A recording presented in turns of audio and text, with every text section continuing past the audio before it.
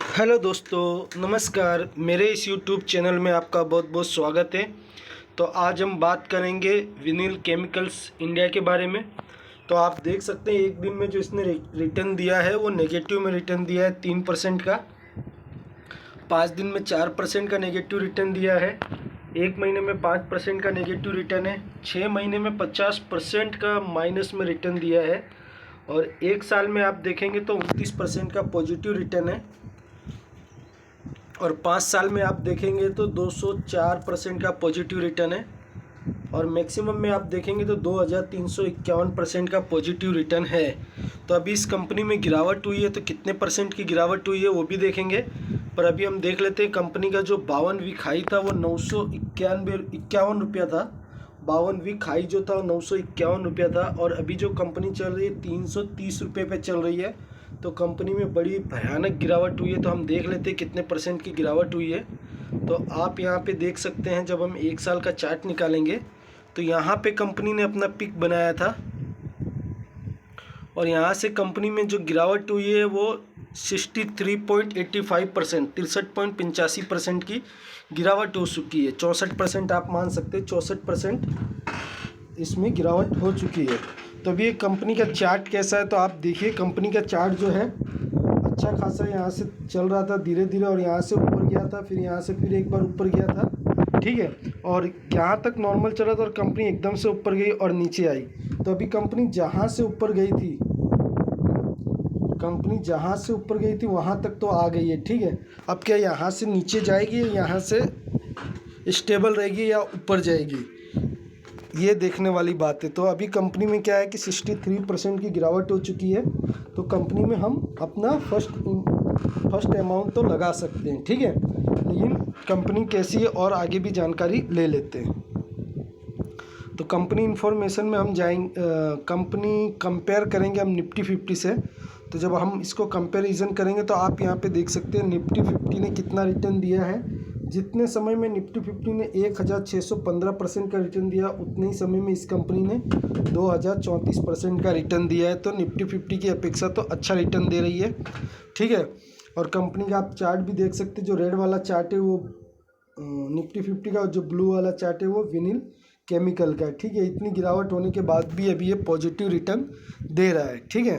तो आप यहाँ पे भी देख सकते हैं रिटर्न देने के मामले में भी कंपनी धीरे धीरे ऊपर की तरफ ग्रोथ कर रही थी और अचानक से एक तेज़ी आई, ठीक है। वो तेज़ी चली गई है। अब कंपनी मुझे लग रहा है स्टेबल हो जाएगी और धीरे धीरे ऊपर की तरफ भविष्य में जा सकती है, ठीक है। तो अभी हम इसकी NSE की साइड पर आ जाते हैं। तो हम जब इसकी NSE की साइट पे आएंगे तो आप देख सकते हैं कि कंपनी में आज जो डिलीवरी उठाई गई है वो 64% की डिलीवरी उठाई गई है।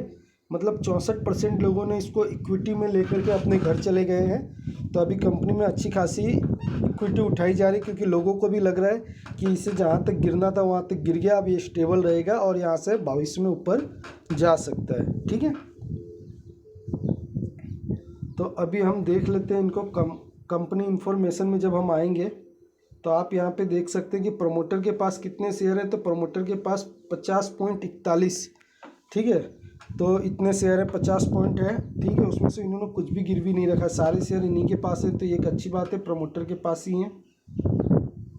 कॉर्पोरेट एक्शन में आप जाएंगे तो आप देख सकते हैं 2018 में कंपनी ने ₹2.40 का डिविडेंड दिया था। फिर 19 में भी ₹2.40 का डिविडेंड दिया, और 20 में भी ₹2.40 का डिविडेंड दिया। 21 में थोड़ी सी अमाउंट बढ़ा के डिविडेंड दिया था ₹3.75 का। और 22 में जो कंपनी ने डिविडेंड दिया था वो ₹10 का डिविडेंड दिया था, जो कि ₹5 का स्पेशल डिविडेंड हुआ था। तो इससे हमें ये समझ में आता है कि कंपनी साल में एक बार डिविडेंड देती है, ठीक है। तो कंपनी प्रॉफिटेबल है तो डिविडेंड तो देगी, ठीक है। अभी हम देख लेते हैं कंपनी करती क्या है। तो जो कंपनी की इंडस्ट्री है वो आप देख सकते हैं, इंडस्ट्री ट्रेडिंग केमिकल, ठीक है, ट्रेडिंग केमिकल है, ठीक है। तो केमिकल बनाती है कंपनी। तो अभी हम इसकी बैलेंस शीट देख लेते हैं। अभी हम कंपनी की बैलेंस शीट के ऊपर आ चुके हैं। तो उसके पहले आप देख लेगा सेक्टर क्या है। सेक्टर आप देख सकते हैं स्पेशलिटी केमिकल, मतलब केमिकल की कंपनी है। मैंने आपको वहाँ पे भी दिखा दिया था। अब यहाँ पे आप देख सकते हैं इनके रिजर्व एंड सरप्लस इनके पास पहले कितने थे, 53 करोड़ थे, फिर बढ़ गए 57 करोड़ हो गए, फिर बढ़ गए 59 करोड़ हो गए, फिर बढ़ गए 66 करोड़ हो गए और फिर बढ़ गए 94 करोड़ हो गए। तो आप देख रहे हैं रिजर्व एंड सरप्लस कंपनी के पास कंटिन्यू बढ़ते जा रहा है। तो रिजर्व एंड सरप्लस क्या होता है और कैसे बढ़ता है, तो रिजर्व एंड सरप्लस वही होता है, कंपनी का जो भी प्रॉफिट होता है उसमें से कुछ पैसे वो रिजर्व एंड सरप्लस में डाल देती है, जिससे कि वो पैसे को बाद में कंपनी की ग्रोथ के लिए या डिविडेंड देने के लिए या फिर कंपनी कहीं बुरे समय में फंस गई तो उस पैसे से उस परिस्थिति को संभालने के लिए कंपनी कुछ पैसे को अपने रिजर्व एंड सरप्लस में रखती है। ठीक है, तो रिजर्व एंड सरप्लस इनका बढ़ रहा है तो अच्छी बात है, बाद में ये पैसे कहीं दूसरी जगह भी इन्वेस्ट कर सकते हैं ये लोग। ठीक है, उसके बाद क्या है कि लॉन्ग टर्म बोरोविंग जो है 49 लाख का इनके ऊपर कर्जा है और शॉर्ट टर्म बोरोविंग में 30 लाख का कर्जा है। ठीक है, तो हम ये बोल सकते हैं मोटा मोटी की कंपनी के ऊपर मात्र 80 लाख का कर्जा है। ठीक है, तो 80 लाख का कर्जा है, तो हम इनके पास देख लेते हैं कैश कितना पड़ा है। तो आप जब यहाँ पे आएंगे तो आप यहाँ पे देख सकते हैं कि कंपनी के पास 1,19,00,000 कैश पड़ा है। ठीक है, तो कंपनी कभी भी डेट फ्री हो सकती है। ठीक है, तो अभी हम चलते हैं इनके प्रॉफिट एंड लॉस पे। तो अभी जो है हम इन कंपनी का प्रॉफिट एंड लॉस देखने के लिए आए हैं। तो आप देख सकते हैं कंपनी का जो मार्केट कैप है वो कितना छोटा मार्केट कैप है, सिर्फ 608 करोड़ की कंपनी है। तो ये एक रिस्की बात होती है कि मार्केट कैप बहुत छोटा है, जितना बड़ा मार्केट कैप होगा वो उतनी ही बड़ी कंपनी कहलाएगी और जितना छोटा मार्केट कैप होगा वो उतनी ही छोटी कंपनी कहलाती है। तो छोटी कंपनियों में थोड़ा सा रिस्क बना रहता है। ठीक है, कंपनी के ऊपर 80 लाख का कर्जा था long term short term borrowing दिखा के, इसलिए यहाँ पे भी लिखा है company is almost debt free. ठीक है, उसके बाद आप देख सकते हैं कि कंपनी जो अपने सेक्टर में जो ट्रेड कर रही है वो 8 नंबर पे ट्रेड कर रही है। ठीक है, उसके बाद आप देख सकते हैं इनका क्वार्टरली रिजल्ट है। ठीक है, तो क्वार्टरली रिजल्ट से अच्छा हम ईयरली रिजल्ट देख लेते हैं। खाली क्वार्टरली रिजल्ट में हम ये देखेंगे कंपनी प्रॉफिटेबल है कि नहीं। तो क्वार्टरली रिजल्ट हम देख रहे हैं दिसंबर 2019 से। तो आप यहाँ पे देख सकते हैं कि कंपनी 3 करोड़ 88 लाख कमाई, फिर 25 लाख मात्र कमाई, फिर 1 करोड़ 16 लाख, फिर 1 करोड़ 39 लाख, 4 करोड़ 83 लाख, 3 करोड़ 87, 6 करोड़ 28, 3 करोड़ 46, 10 करोड़ 62। ठीक है, और यहाँ पे आप देख सकते हैं कंपनी ने 14 करोड़ 51 और 10 करोड़ 92 लाख और 10 करोड़ 5 लाख और 7 करोड़ 37 लाख। तो आप यहाँ पे देख रहे हैं कि कंपनी ने यहाँ पे अपना हाईएस्ट बनाया था। तो जब लोगों ने इन्वेस्टर ने देखा यहाँ पे कंपनी 1 लाख 4 लाख 6 लाख 3 लाख इस तरह से कमा रही है और उसके बाद फिर कंपनी डायरेक्ट 10 लाख कमाने लगी, 10 करोड़ सॉरी। फिर यहाँ तक कंपनी स्टेबल ही चल रही थी और यहाँ से कंपनी ने 10 करोड़ कमाया तो इसमें तेज़ी आ गई, 14 कमाया और तेज़ी आ गई। उसके बाद कंपनी थोड़ी सी डाउन हो रही है तो इन्वेस्टर अपना प्रॉफिट बुकिंग करके भाग रहे हैं, तो फिर इस वजह से गिरावट हो सकती है। ठीक है, ईपीएस आप देखेंगे तो 4 रुपया 2 पैसे का है। ठीक है, ऑपरेटिंग प्रॉफिट मार्जिन आप देखेंगे तो आप देख सकते हैं ऑपरेटिंग प्रॉफिट मार्जिन बहुत कम है, बहुत कम है। यहाँ पे आप देख रहे थे 13% था और यहाँ पे 3%, 3.71% है। तो ऑपरेटिंग प्रॉफिट मार्जिन कम है। ठीक है, और हम ईयरली रिजल्ट देख लेते तो 2011 में जो कंपनी कमाती थी 157 करोड़ का सेल्स करती थी 2011 में, और कंपनी अभी जो सेल्स कर रही है 1026 का कर रही है। तो 157 से 1026 में चला गया सेल्स, तो कंपनी के सेल्स अच्छे खासे बढ़ रहे हैं। ठीक है,